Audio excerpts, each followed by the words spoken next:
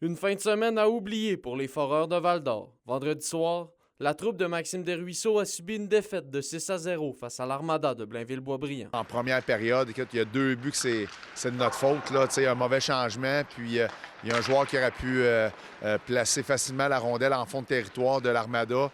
Que ça a coûté 2 buts en première période. Par contre, on n'a pas été opportuniste. On a eu beaucoup de chances de marquer, puis écoute, on ne l'a pas mis dedans. Donc ça, c'est des choses qui arrivent. Le scénario aura été similaire samedi face au Phoenix de Sherbrooke, avec un revers par le pointage de 3-2. On a dominé la partie pratiquement sans dire de A à Z, mais on n'a même pas donné je pense que c'est 9 chances de marquer qu'on a donné. Ensuite de ça, nous, on en a eu le double, ce qui nous a fait mal. Encore une fois, on a manqué plusieurs chances de marquer. Et l'avantage numérique n'a pas su tirer son épingle du jeu lors du match de samedi. 2 opportunités en or là, en avantage numérique, 2-5 minutes qu'il faut que l'avantage numérique fasse le boulot. Donc ça l'a fait mal. Le week-end a été bien différent du côté des Huskies de Rouyn-Noranda. Samuel Meloche a une fois de plus joué les héros, permettant à son équipe de l'emporter 5-0 face à Blainville-Boisbriand samedi. L'entraîneur-chef Steve Hartley tient à souligner le travail de ses gardiens depuis quelques matchs. Nos gardiens ont un grand mot à dire là, sur les succès des dernières semaines, puis